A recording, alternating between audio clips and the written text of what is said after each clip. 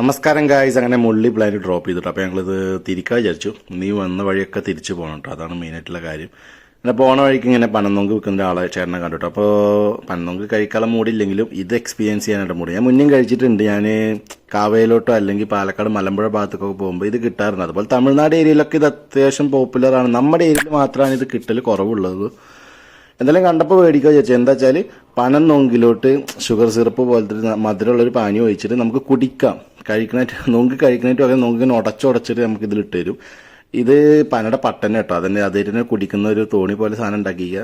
അതിൽ കുടിക്കുക, അത് കളയുക. റീസൈക്കിൾ റീയൂസ് ഒന്നും അല്ല കേട്ടോ, ഒഴിച്ചതിൻ്റെ അടുത്ത് കളയും ചെയ്യും. അവരിൽ ഒരുപാടുണ്ട്.